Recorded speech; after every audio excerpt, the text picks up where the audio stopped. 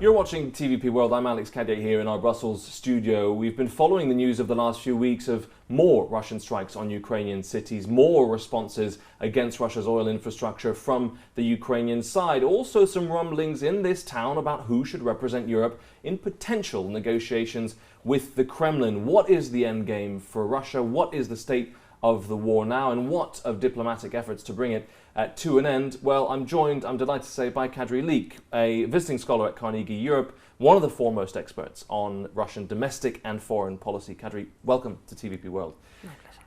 I want to start with those Russian strikes. It looks like another escalation against Ukrainian cities. Simple question.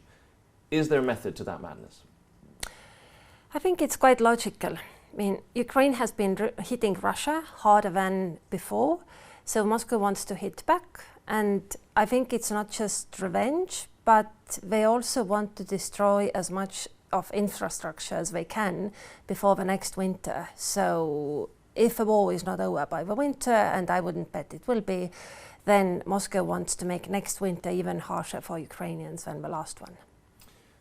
Ukrainians responding with what they describe as Ukrainian sanctions, striking energy infrastructure, oil infrastructure in Russia. As much as you can, you watch the Kremlin very closely, and as much as you try to understand what's going on. What will these successful Ukrainian strikes, which have now got notice across Russia, be doing to the mindset and the mentalities inside the Kremlin? What we can observe is that among Russian experts, there is a debate now to what extent the war is still necessary. I mean, there have been a few articles suggesting that what can be achieved with military means has been achieved. It's time to end the war and continue by other methods. Then there are, of course, also others who suggest that we should rather escalate. The trouble, of course, is that we do not know to what extent that debate is reflected in the thinking inside the Kremlin. We do not know what is actually Putin's assessment about the situation, what is the information he gets, and what does he make of it. He might well think that Ukraine's success is temporary and dependent on Western weapons. If these run out, it will evaporate. So it's hard to say how it will affect policymaking, but certain change of mood among experts and also wider public you can detect. Then again, we have been through such changes of mood many times previously. It does not necessarily mean that the change is coming. But also presumably because this war remains a relatively personal thing for Vladimir Putin. It isn't purely strategic. There's also a personal historical investment on his part. That will probably be harder to shift away. For him, he does see this as a, be it legacy building or reunification, this is a really personal thing for him, no? Yes, I think so. I think he means it, that Ukraine is not even a country, as he famously said already back in 2008. And I think his aim has always been Ukraine subordinated to Moscow. And if he doesn't achieve that, then I think the aims of the war are unfulfilled as far as he is concerned. It's not about Donetsk Oblast or, I don't know, some small towns in eastern Ukraine. What's the end game then? What does an off-ramp look like? His three-day war has lasted a little bit longer. His oil and gas revenue is down. His economy has broadly been cannibalized by the military industry. Is there an off-ramp? Is there anything that the West, and that's way too broad for who is having these discussions, but Western powers could offer Vladimir Putin to bring this to a just and lasting end? Or is that wildly naive and you're going to say to me, Alex, you need to go back to the books and understand Vladimir Putin better? I think Putin's endgame, I mean, I imagine when the war started, he imagined that Ukraine will capitulate fairly quickly. He was hoping that it's easy to handle the matter militarily. Then, when that didn't happen, his next hope probably was that Donald Trump will help him to get the sort of deal that will satisfy him. And they made quite some progress on that, but America never quite managed to deliver, partly because Ukraine is not America's to deliver, partly also because the United States never realized how difficult the problem actually is. So I don't know when now United States is not helping Moscow in ways Moscow hoped. What's the next theory of victory it's hard for me to say. I actually want to go back to that Vladimir Putin-Donald Trump relationship, which seems a very interesting one. Could Donald Trump, as you said, have represented a real opportunity for Vladimir Putin if he had played it differently? Did he make any mistakes in handling Donald Trump, or is the kind of personal warmth still there and still perhaps to be leveraged from the Russian side? I think some personal warmth is there. If you follow Putin closely, he has never ever personally criticized Trump. Whatever he says about the West, America at any time, to the extent I have followed, he has never said a bad word about Donald Trump. He flatters him quite skillfully, so I think personal relationship is there. Just the trouble is that personal relationship cannot make Ukraine capitulate. Ukraine actually is an independent country, regardless of what Vladimir Putin thinks, and they know what they are fighting for, and they keep fighting. So that is the problem for Donald Trump. And actually, when the United States removes its financial support, sells weapons but doesn't give them, presumably they lose so much of their leverage in being able to force Ukraine into a deal. Yeah, that's true. In that respect, Europe has now more leverage because Europe is the chief backer of Ukraine financially, but increasingly also with weapons and so forth. In theory, that could give Europe some cards in negotiations with Russia.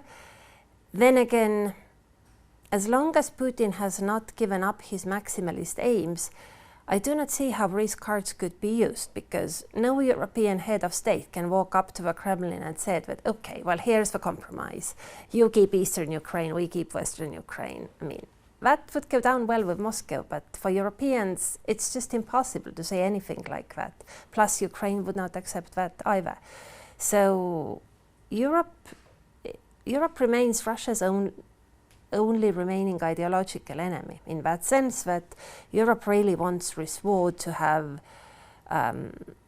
ending that would lead to just peace, crimes undone, punished, so forth. No territory must change hands forcefully, and I don't think that Putin is ready to accept those terms. So we remain far apart. A lot of rumblings in this city over the last few weeks about a European envoy. If the Americans are not giving money or weapons and if the Europeans are the ones paying for it, the Polish foreign minister made it very clear we should be the ones at the negotiating table, not the Americans, and that remains the case. Mario Draghi's name has been floated. Angela Merkel, perhaps a little less popular in some parts of the European Union, also floated as a potential European envoy to lead negotiations with Russia. Good idea, bad idea? In theory, I'm in favor of Europe talking with Russia. In practice, I don't see how that can be done. Partly exactly what would we be talking about? I don't see how Europe could bring about a ceasefire unless we are ready to accept Putin's terms, which we are not. If ceasefire happens by some miracle, then you could maybe discuss how to keep it, peacekeeping troops, etc. But the condition for all that is that Putin has actually given up on his initial war aims, and I am not convinced that he is. When it comes to people, I mean, I think a head of state would be taken seriously in Moscow, but the trouble is that among current leaders, there is hardly anyone who can actually represent the EU as a whole.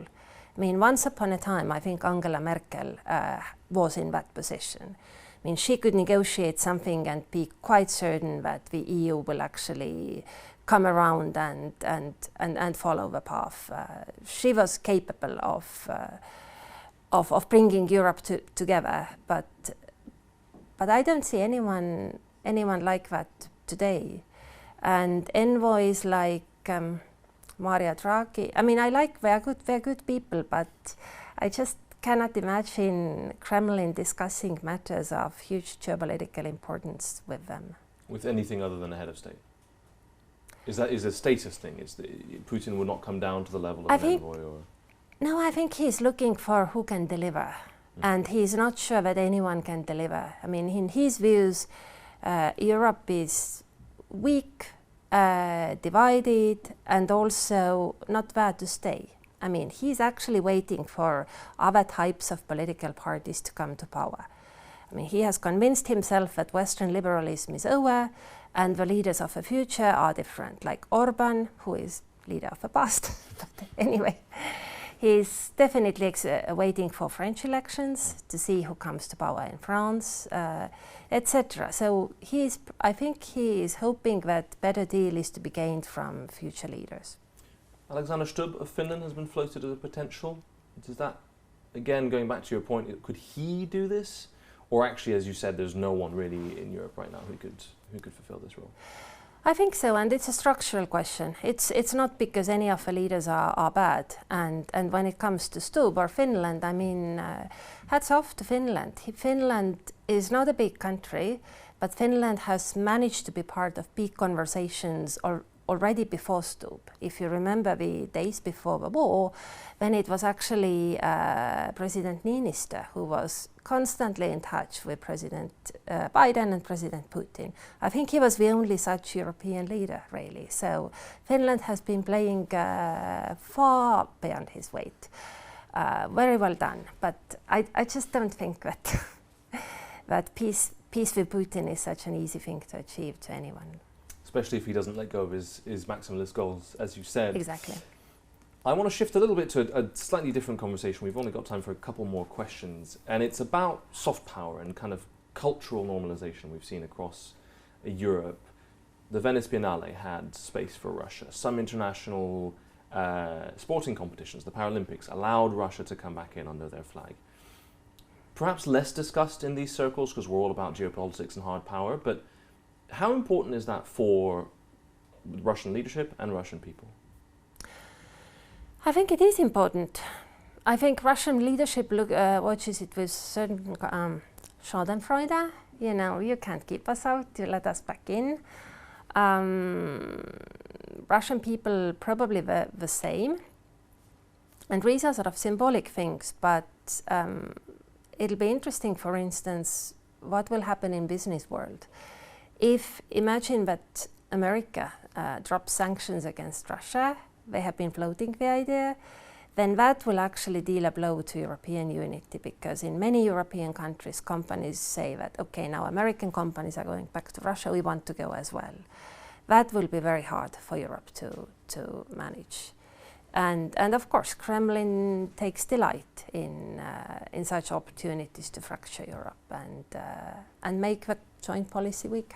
How concerned should we be about that? If the US drops sanctions, is the cat out of the bag for European businesses? They're going to rush back in, there's nothing Brussels can do?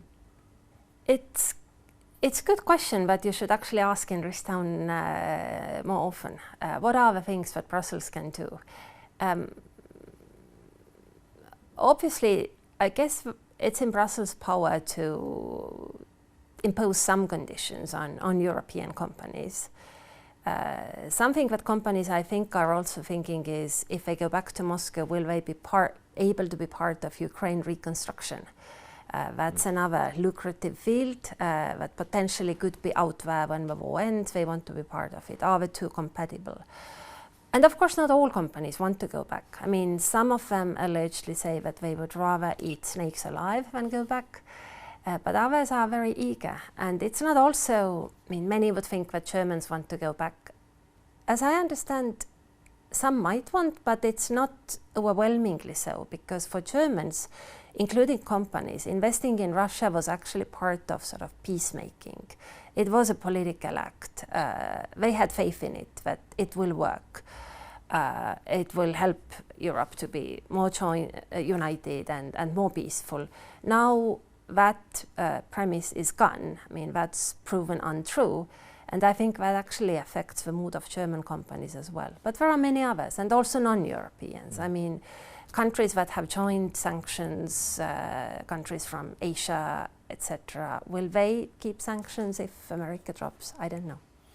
I want to ask you a very quick final question. This weekend we've got elections in Armenia. We've seen the Kremlin posing a bit of a referendum ultimatum, saying you've got to choose, it's us or them.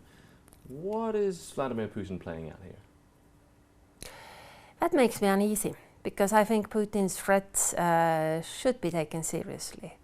And he clearly doesn't want to let Armenia leave the sphere of influence, to start moving towards European Union. So I think he will do what he can to prevent it. So far with threats, but I don't know. Kadri Liik, thank you so much for speaking to TVP World. Thank you. And thank you all for watching. You'll have full coverage of those Armenian elections right here on TVP World. I'll be heading to Yerevan to cover them. Thank you all for watching so much. Stay tuned for more right here on TVP World.